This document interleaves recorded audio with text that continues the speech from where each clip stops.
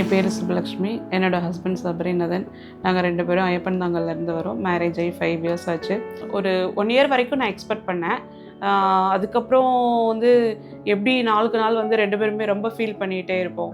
நமக்கு குழந்தை இருக்குமா இருக்காதா, எப்படி இந்த லைஃப்பை நம்ம 2 பேரும் ஃபேஸ் பண்ண போகிறோம், இந்த மாதிரிலாம் நாங்கள் டிஸ்கஸ் பண்ண தான் செஞ்சுருக்கோம். ரொம்ப ஹர்ட் ஆகிருக்கிறோம். ஸோ வெளில கேட்பாங்க, கேட்குறவங்களுக்கு நிறைய ஆன்சர் பண்ணுற மாதிரி தான் இருந்தது. எல்லாம் தெரிஞ்ச விஷயம். அதனால எல்லாருமே வந்து மேரேஜ் ஆன உடனே வந்து பேபிஸ் எதிர்பார்ப்பாங்க. ஸோ எல்லாருமே கேட்குற கேள்வி இதுவாக தான் இருக்கும். ஃபஸ்ட்டு கேட்குறப்போ ஒன்றும் தெரியாது. அதுக்கப்புறம் கேட்கப்போ நமக்கே வந்து நம்மளே நார்மலாக இருந்தாலும் நம்மளை வந்து ஒரு கில்ட்டி ஃபீலிங்கு கண்டிப்பாக கொண்டுட்டு போயிடுவாங்க, யாராக இருந்தாலும் சரி.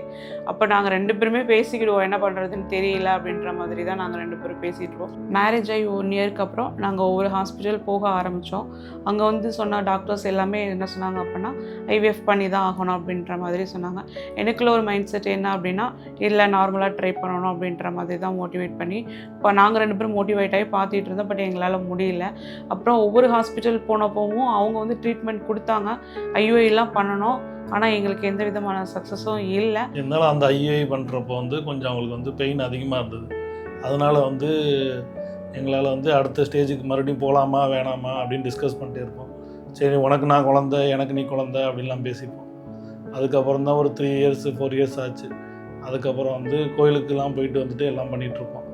அப்போ வந்து போயிட்டு வந்ததுக்கப்புறம் தான் நான் தான் சொல்லி ஃப்ரெண்டு இப்போ சொல்லியிருந்தேன். அதுக்கு முன்னாடி 1 இயர் முன்னாடி சொல்லியிருந்தாரு. நான் தான் வந்து வராமல் இருந்திருந்தேன்.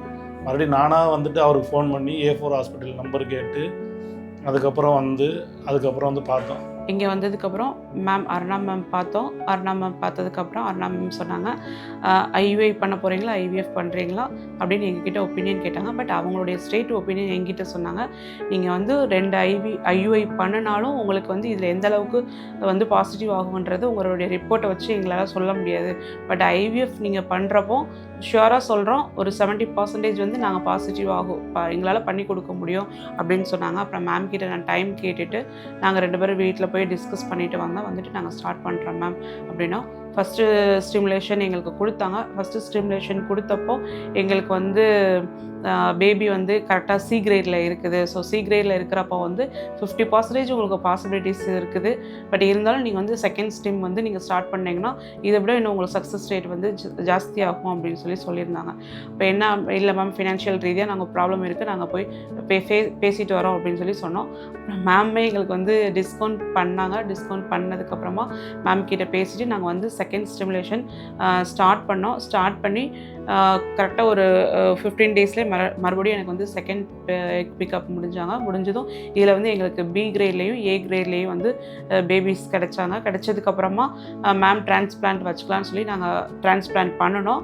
டிரான்ஸ்பிளான்ட் பண்ணதும் எங்களுக்கு ஃபஸ்ட்டு அட்டம்ப்ட்லேயே நாங்கள் சக்ஸஸ் ஆகிட்டோம். பாசிட்டிவ் ஆனதும் இங்கே A4 மெட்டர்னிட்டிக்கு மேம் லக்ஷ்மி மேம் நீங்கள் பாருங்கள் அப்படின்னு சொல்லியிருந்தாங்க.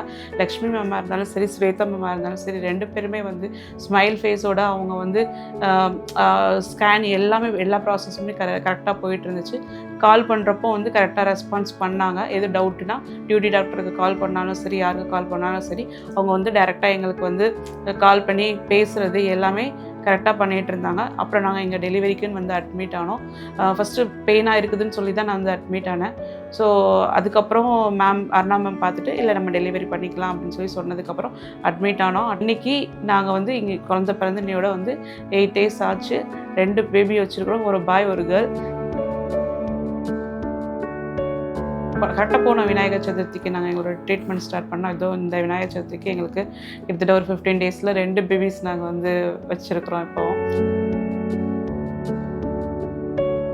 நிஜமாகவே சொல்கிறேன், A4 ஃபெர்டிலிட்டி சென்டர் மாதிரி பெஸ்ட்டானது இல்லை. அவங்க காஸ்ட் வைஸும் சரி, அந்த ஸ்மைலி ஃபேஸோடும் சரி, அவங்க பண்ணுற ஒரு சர்வீஸ் மோட்டிவோட பண்ணுறது எங்களுக்கு ரொம்பவே பிடிச்சிருக்கு.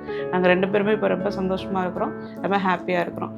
Thank you for A4 hospital and Arnam. Thank you.